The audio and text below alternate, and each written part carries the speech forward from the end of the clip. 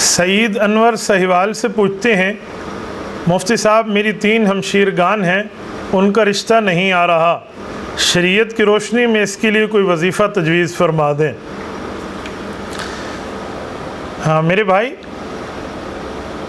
رشتہ آنے کے لیے اللہ رب العزت سے دعا بھی کریں، صلاۃ الحاجت بھی پڑھیں۔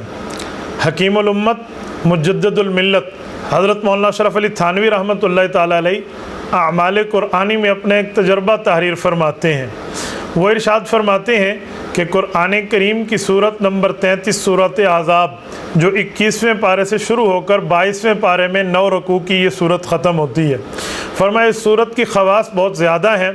اس سورت مبارکہ کو اگر کوئی بندہ لکھ لے اور لکھ کر ایک ڈبے میں بند کر کے اپنے پاس گھر میں کسی نہ کسی جگہ رکھ لے تو اس کی برکت سے اللہ رب العزت رشتوں کو کثرت سے بھیجتے ہیں، اور کثرت نکاح کے پیغام آنے کے لیے، معاملات طے کرنے کے لیے رشتہ ہو جاتا ہے بچی کا۔ مناسب ہے وہ بچی یا بچیاں خود لکھ لیں اور اپنے اپنے ڈبے میں رکھ لیں تو بھی ٹھیک ہے۔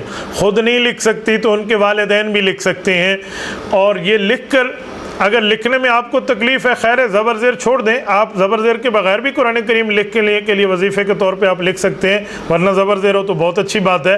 آپ اس کو لکھ لیں، لکھ کر بند کریں، بند کر کے ایک ڈبے میں رکھیں انشاءاللہ تعالی۔ بس ڈبہ نہیں کھولنا، اللہ رب العزت کثرت سے آپ کے یہاں رزق کے وہ اس نکاح کے رشتوں کی ترتیب بھیجیں گے اور بہترین نکاح ہو جائے گا۔